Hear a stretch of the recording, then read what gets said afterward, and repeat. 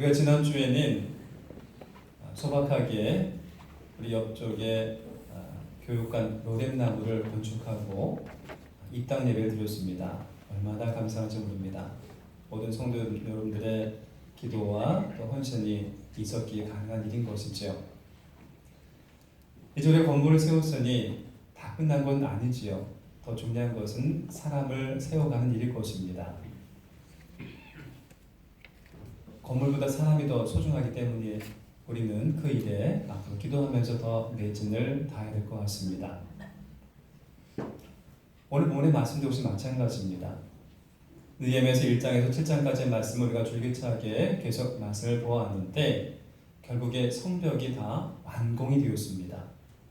그리고 완공한 이후에 그들이 제일 먼저 했던 것은 우리가 입당 예배를 드렸던 것처럼 성벽 수문 앞에 모든 백성들이 다 모아서 거기서 집회를 하는 거예요.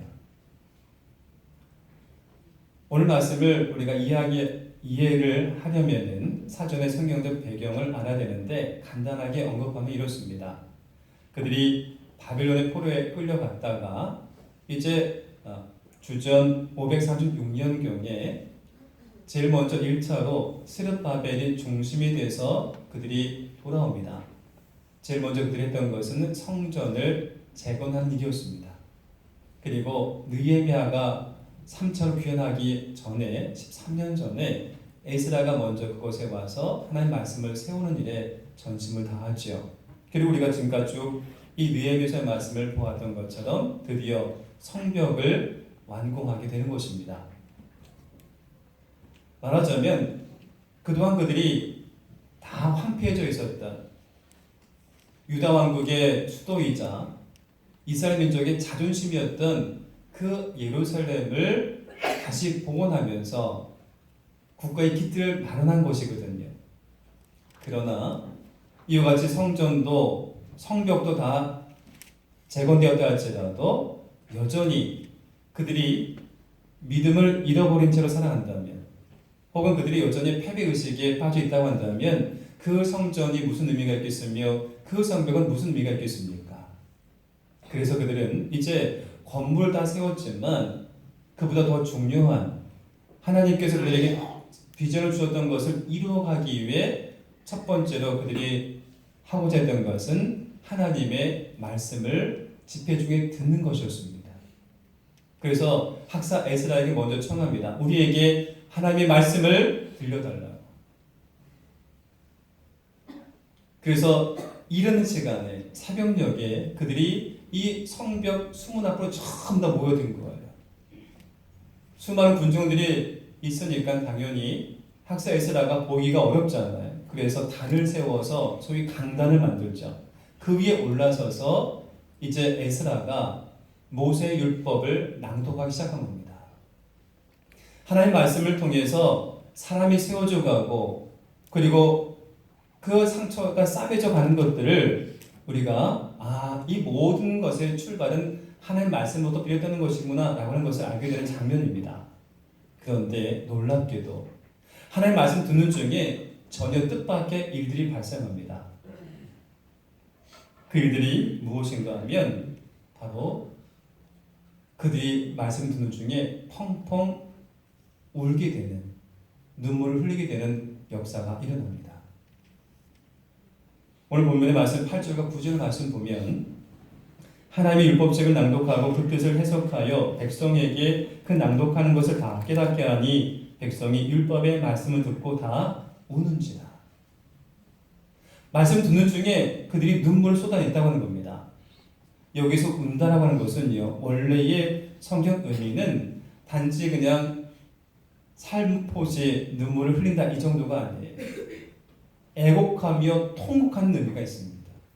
펑펑대고 울었다는 거예요. 여러분 왜 이들이 눈물을 흘렸을까요?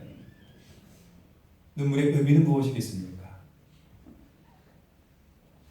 아마 이런 것도 있었을 것 같아요. 과거에 그들이 누렸던 부귀 영화 정말 그렇습니다. 다윗이 예루살렘을 도읍지로 정하고 그것을 중심으로 해서 나라를 세울 때에 주변 모든 국가들을 두렵게 하였습니다.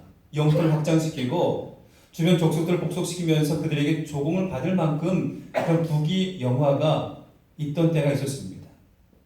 또 다윗의 대리인 솔로몬은 어떻습니까? 그들의 최고의 자랑할 만한 자존심을 세울 만한 그러한 성전을 멋지게 건축하고 이 솔로몬의 지혜가 사방으로 번져나갈 만큼 유명한 그런 국가가 되었습니다. 그런데 지금 모습은 어떻습니까? 그들은 바벨론 포로로 끌려가가지고 오랜 세월 동안 고생하고 다시 초단 모습으로 돌아왔더니 남은 것이 아무것도 없는 거예요. 그래서 어렵게 성전을 재건하고 그리고 성벽을 다 짓긴 하였지만은 예전에 다윗이 지었던 성과 솔로몬이 지었던 성전과 비교가 되겠습니까? 초라하죠. 과거의 그 영화를 생각하니 너무 비참한 거예요. 그래서 그들이 눈물이며 통곡하며 아쉬움 때문에 그렇게 지금 이들이 땅을 치며 혹하는 것일까? 그렇지 않다는 겁니다. 오늘 본문의 말씀 유심히 보면은 이들이 눈물을 흘리는 타이밍이 있어요. 언제 흘렸는가? 학사 에스라가 강단에서 말씀을 낭독할 때에 그 말씀을 들으면서 통곡하게 되었다는 겁니다.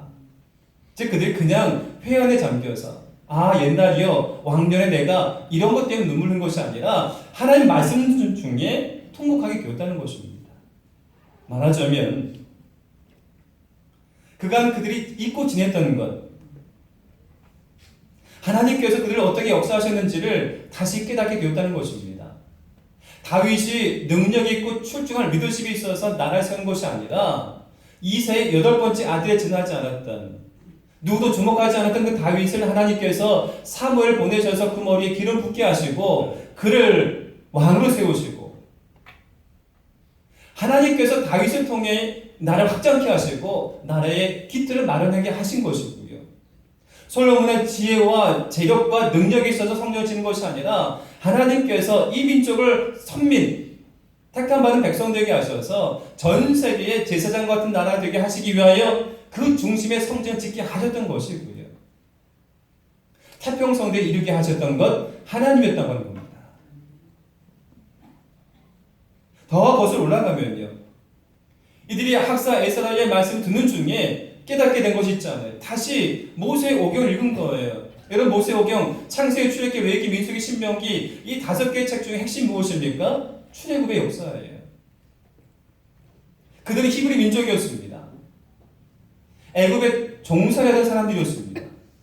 4년도 아니고 40년도 아니고 무려 400년 동안 애굽에 종살이하던 사람들, 뼛속 깊은 데까지 노예, 그 자체가 노예였던 사람들, 자기 이름으로 땅 한 편 갖지 못했던 사람들, 누가 대적해도 이길 만한 자신감도 없던 사람들, 그런데 하나님이 그들을 해방시키시고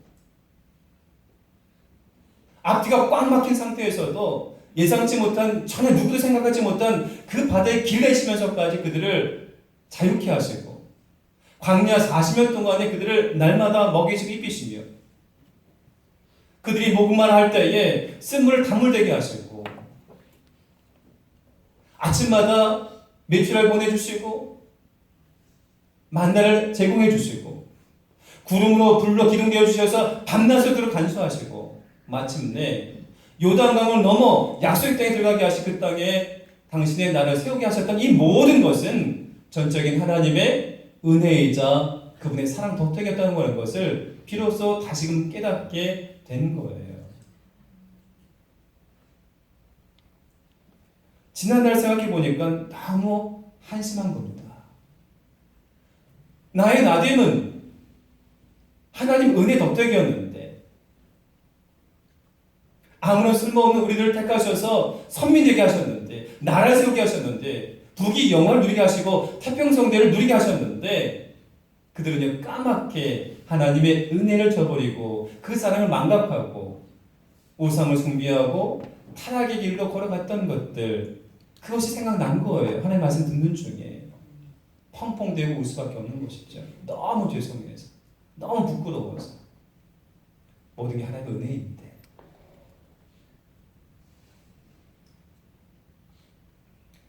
그럼에도 불구하고 이 이스라엘 백성들 어떻게 하십니까? 하나님이 바벨론에 다 쫄딱 망해가지고 그 땅에 포로로 끌려가서 고생하던 그들을 내버려둬도 되는데 하나님께서는 바벨론 강가에서 시온을 바라보면서 눈물 짓던 그들을 다시 회복시키시기 위해 귀환케 하시고 그곳에서 나를 다시 세우게 하신 거잖아요.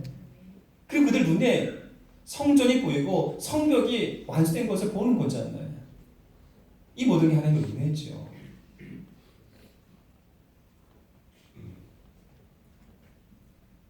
한 10여일 전에 저랑 아주 친하게 지내던 선배 목사님을 만났습니다.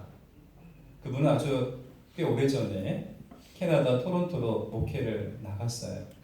그리고 한 9년 만에 다시 잠깐 볼 일이 있어서 귀국하였습니다. 공항에 픽업할 분이 없어서 제가 나갔어요. 나가서 집이 저쪽 고려대 쪽인데 하필이면 그 시간이 저녁 시간이었습니다. 그래서 이 서울을 뚫고 가자니 엄두가 나지 않는 거예요. 제가 생각하기를 강서구 쪽에 와가지고 정식사를 대접하고 그 다음에 여유있게 좀 가야 되겠다 이런 마음 먹었습니다. 근데 막상 어떤 음식을 대접할까 고민이 됐어요. 기후하면 오랜만에 고국으로 돌아온 것이니까 토속적인 음식이 좋지 않나요? 두 가지 생각해 넣습니다.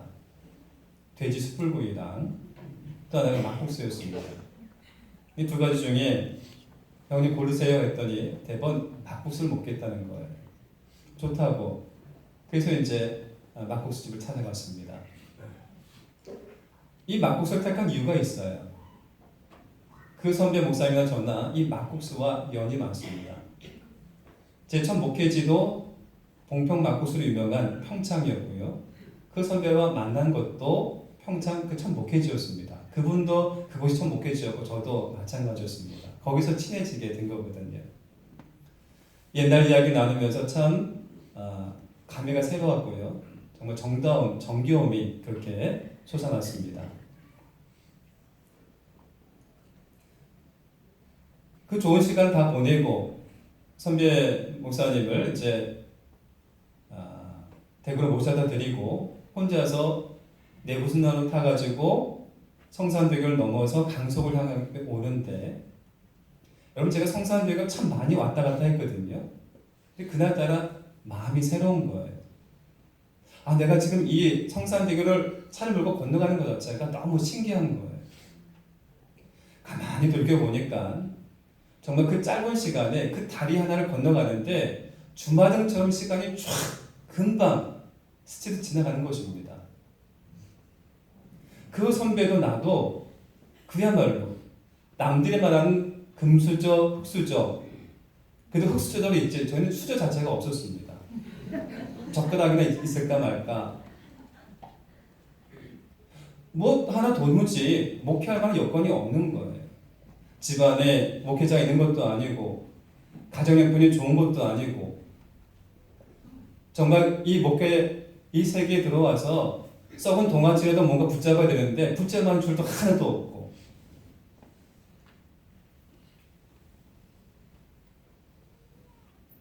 제가 강원도 춘천 출신이잖아요. 강원도 사람들 감자 바위라고 합니다. 왜냐하면 감자가 제일 흔한 작물이기 때문에 그렇죠. 감자라고 하는 것이 까무잡잡합니다.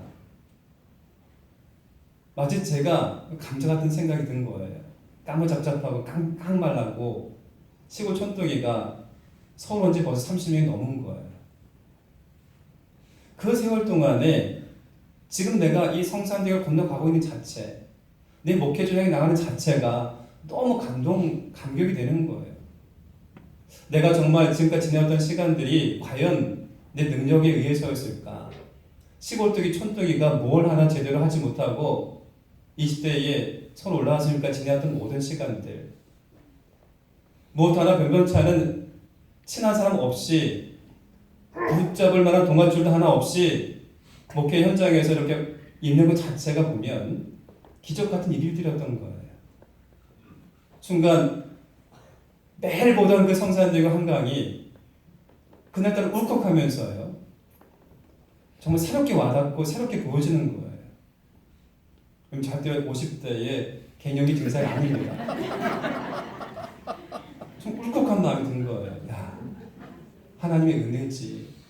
지금까지 내가 지냈던 모든 시간들 어느 것 하나 설명할 길이 없는 거예요. 하나님의 은혜가 아니면 설명할 길이 없는 거예요. 오늘 저 여러분의 삶이 전적인 하나님의 은혜 덕임을 믿으십시오. 지금까지 살아온 시간들은요, 기적 중에 기적입니다. 우리가 살아온 시간들 모든 것을 돌이켜보면 기적이 아닌 것이 없어요.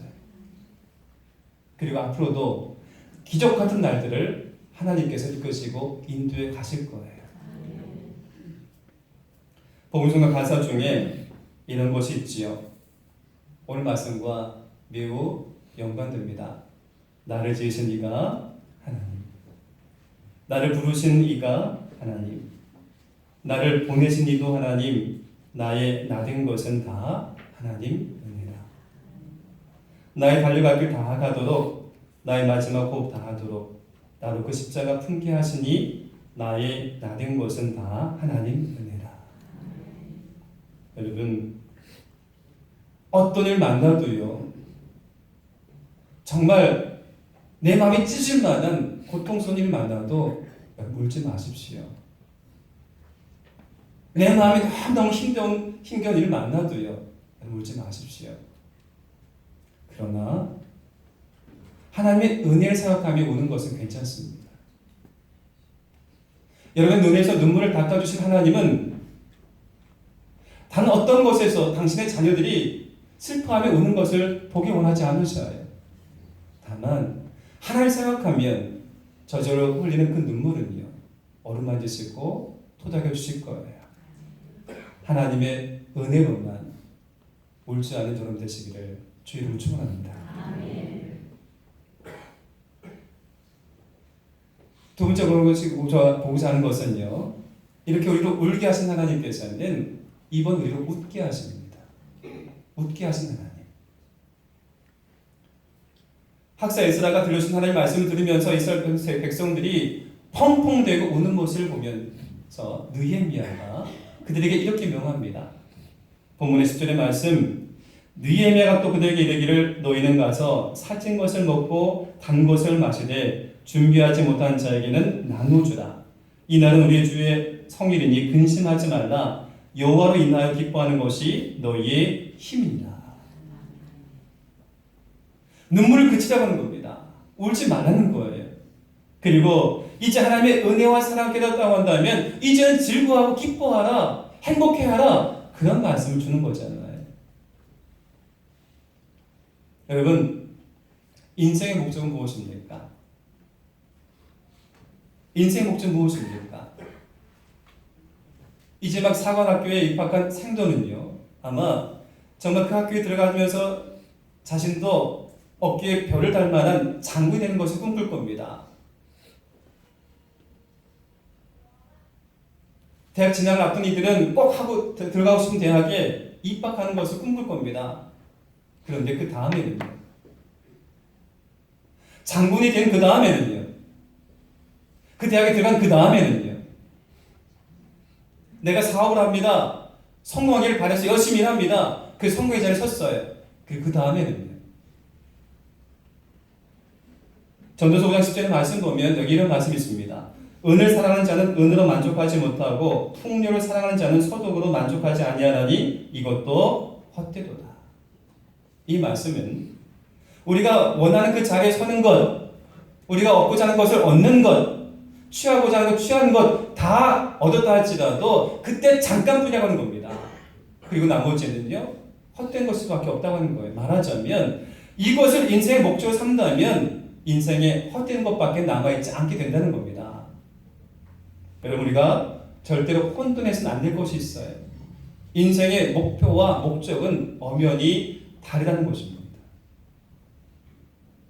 우리가 장군이 되고 좋은 대학 진학하고 사업을 번창하는 것은요, 인생의 목표는 될 수 있지만은 그것이 궁극적인 목적은 될 수가 없어요. 우리는 인생의 목표를 세우고 열심히 그것을 얻기 위해 노력해야 됩니다. 기왕이면은 정말 추운 겨울이 이제 막 오기 직전인데 여전히 하루하루 즐거워하면서 하루하루 그냥 시간 방탕하게 지나면서 배짱이처럼 지난 인생보다도 뭔가 뚜렷한 목표를 세워서 열심히 그 일을 위해 진군하고요. 그것을 얻기 위해서 노력해야 됩니다. 그러나 그 자체가 인생의 목적이 되어서는 안 되는 거예요. 그렇다면 우리의 인생의 목표를 뛰어넘은 목적은 무엇이 하겠습니까? 이 인생의 목적은요, 아마 이런 건 아닐까요? 크리스찬이 아니어도 일반 다수의 사람들도 똑같이 생각할 겁니다. 내가 살아가는 목적은 기원하면 행복해지기 위해서,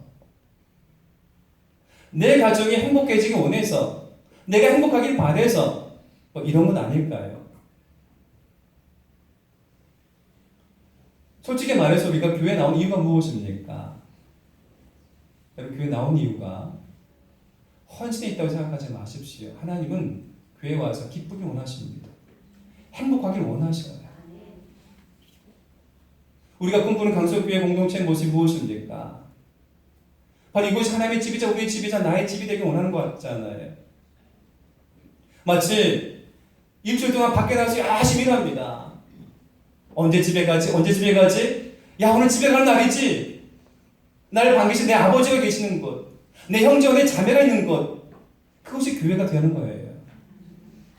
그 교회 들어오면 같이 한솥밥을 둘러 앉아가지고 먹다가 밑에 누룽지가 있으면 박박 긁어가면서 같이 음식을 나누고, 10대 소녀들처럼 그냥 말똥거리 굴러가면 그 모습만 봐도 깔깔이 웃는 그 웃음이 넘쳐나는 교회, 행복한 교회, 그 교회가 하나님이 기뻐하시는 교회죠. 우리가 꿈꾸는 성령적 교회 공동체 아니겠습니까? 교회만이 아니라 우리 가정들도 개인들도 마찬가지잖아요. 인생의 목표가 장군이어 해도요, 상군이어서 행복해야 되는 거예요. 교회 공동체가 선교와 교육과 헌신, 봉사에 힘을 다해야 됩니다만은 그것이 우선이 되어서는 안 돼요. 내가 기쁜 마음 가지고 너무 행복에 겨워가지고요, 내가 어떻게 하나님 위해 쓰임 받을까? 라고 고민하다가 그게 뛰어들어가는 것이지, 교회 일 때문에 그것이 우선이 되어서는 안 되는 것이죠. 가정이나 개인이나 교회도 모두가 행복해지기를 원하시는 것은 하나님의 본심이자 하나님의 뜻인 거예요. 그런 차원에서 오늘 말씀을 보기 원합니다. 바로 정말 그렇다면 이 행복, 인생의 모든 이들의 목적이든 이 행복은 어떻게 주어지는 것인가? 그 답이 오늘 말씀 속에 있는 거예요. 10절의 말씀 다시 보시면 여호와로 인하여 기뻐하는 것이 너희의 힘이니라, 이렇게 말씀하고 있습니다. 말하자면 하나님으로 인해서 우리가 진짜 행복해지고 하나님으로 인해서 우리가 진짜 기쁨을 얻게 된다는 거예요. 하나님이 기쁨의 원천이자 하나님이 우리에게 주신 그 기쁨 때문에 내가 삶에 활력이 생기고 삶의 이유가 생겨나고 그것 때문에 삶의 행복이 차고 넘치게 된다는 그런 말씀인 겁니다. 여호와로 인하여. 이스라엘 백성들이 명하는 겁니다. 여호와로 인하여 기뻐하라. 하나님 때문에 기뻐하라. 여러분, 이 말씀 믿으십시오. 하나님이 행복의 원천이에요. 다른 것에서 행복을 찾지 마시고 하나님으로부터 비롯되는 그 기쁨을 얻기 원합니다. 여러분, 왜 크리스찬들이 문제가 생긴 겁니까? 왜 목회자들이 문제가 생긴 겁니까? 여기에 있어요. 하나님이 우리 인생의 목적인 행복을 줄 수 있는, 유일하게 우리에게 주실 수 있는 그분이신데 우리가 하나님 외에 다른 데서 행복을 찾으려고 하지 않나요? 그러니 다른 것 찾다 보니까는 타락의 길로 들어가는 거잖아요. 하나님 멀리 하는 거잖아요. 목회자들이 권력과 명예와 정치권의 기득권 같은 것도 마찬가지입니다. 왜 그런 걸까요? 거기에 행복거리가 있을 거라고 찾기 때문에 문제가 생기는 거잖아요. 하나님에 의해서만이 행복이 주어지고 하나님에 의해서만이 기쁨이 충만하게 되어지는 것인데 다른 여태의 것을 찾으려다 보니까는 엉뚱한 결과를 초래하는 거예요. 여호와로 인하여 기뻐하는 것이 너희의 힘입니다. 하나님 우리를 울게 하십니다. 못난 우리를 끝까지 사랑해 주셔서 끝까지 은혜 베풀어 주심을 통해서 우리를 울게 하셔요. 그리고 하나님 우리를 웃게 하십니다. 우리를 기쁘게 하셔요. 우리를 행복하게 하십니다. 하나님이 주신 그 기쁨과 행복이 우리가 세상 살아가는 데 또한 가장 큰 힘이 되는 거예요. 여러분 가정이 행복하게 바라십니까? 그렇다면 다른 여태 것에서 행복을 찾으려고 하지 마시고 그때마다 내 가정 온 식구들이 그 행복의 원천 되시는 우리의 생명의 활력이 되시는 하나님을 더 주목하기를 주의로 축원합니다. 우리가 섬기는 가정과 일터가 행복하게 원하십니까? 그렇다면 오직 하나님만을 바르게 바라보시고 그분에게 그 행복을 찾으십시오. 그분께서 내 가정과 더 나아가서 내 일터와 내 기업에도 복을 내려주셔서 행복한 기업과 가정이 되게 하실 줄 믿습니다. 그 행복한 마음 가지고 비로소 우리가 어떤 일 만나도 그 장벽 넘어설 수가 있게 되는 거예요. 제가 오늘 마지막 말씀 고 장로의 교수님의 에세이 살아온 기적, 살아갈 기적 그 제목이 너무 따뜻하고 좋지요. 그 제목의 원래의 시를 좀 소개하려고 합니다. 원래 장로의 교수님도 본인이 지은 건 아니에요. 작곡하신 김종상 시인이 어부라고 하는 시를 썼는데 거기에서 본인도 이렇게 차용해서 자기 수필집의 제목을 삼은 거죠. 그 시 한 편을 좀 소개하려고 합니다. 바닷가에 메어둔 작은 고깃배 날마다 출렁거린다. 풍랑이 뒤집힐 때도 있다. 화사한 날을 기다리고 있다. 멀리 노를 저어 나가서 회명회의 바다와 노인이 되어 중얼거리려고 살아온 기적이 살아갈 기적이 된다고. 산호라면 많은 기쁨이 있다고. 제가 정말 좋아하는 대목이에요. 살아온 기적이 살아갈 기적이 된다. 산호라면 많은 기쁨이 있다. 저는 이것을 오늘 말씀에 근거해서 이렇게 좀 제 나름대로 바꿔보았습니다. 지금까지 살아온 날들이 곧 기적 같은 날들이었습니다. 그것은 하나님의 은혜 덕택이었습니다. 앞으로 우리가 살아갈 날들도 기적이 될 것입니다. 이와 하나님을 인해 기뻐하며 산호라면 많은 기쁨이 있을 것입니다. 하나님의 기쁨의 원천 되십니다. 우리 시간 같이 하나님 앞에 이렇게 고백하기 원합니다. 나를 지으신 이가 하나님, 나를 부르신 이가 하나님, 나를 보내신 이가 하나님. 우리 고백을 담아 이 찬양 같이 하겠습니다.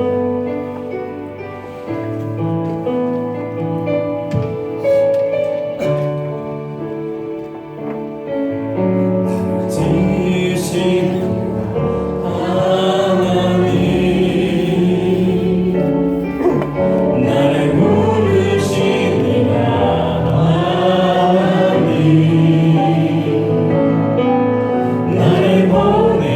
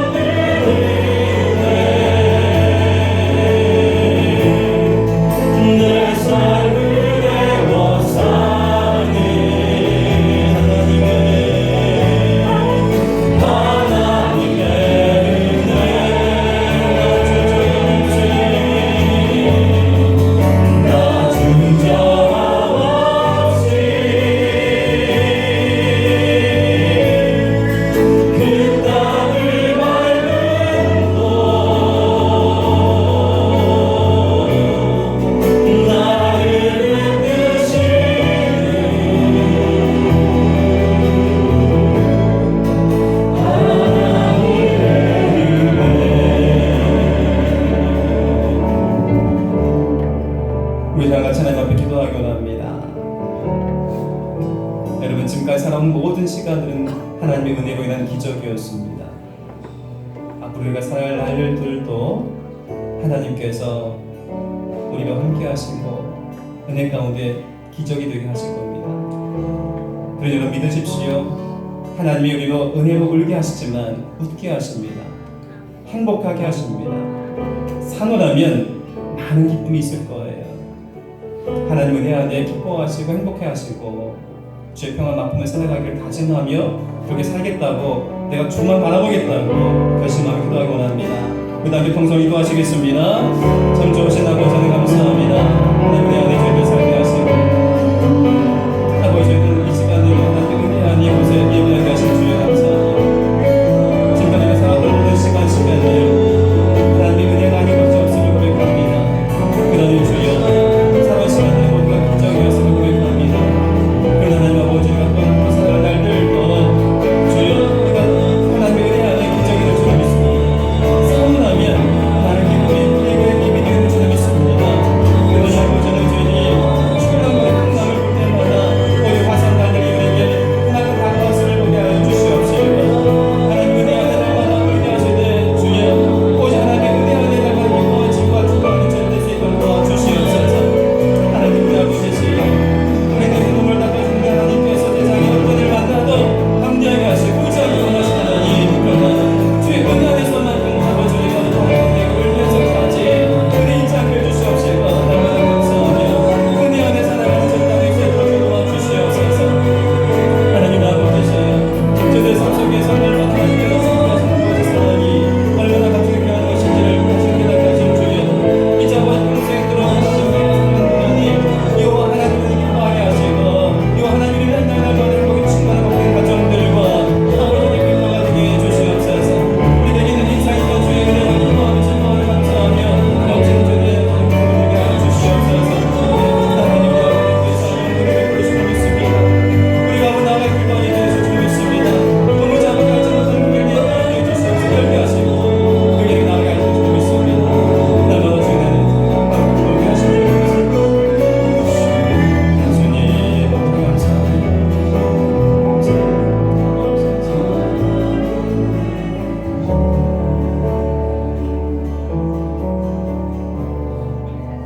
참 좋으신 하나님, 우리가 세상 살아가는 동안에 거칠고 힘든 일이 있어도 풍랑으로 우리가 타고 가는 배가 뒤집히는 한이 있더라도 두려워하거나 무서워하거나 펑펑대며 울지 않기를 원하시는 하나님, 어떤 일 만나도 우는 법이 없게 해주옵시되 다만 주님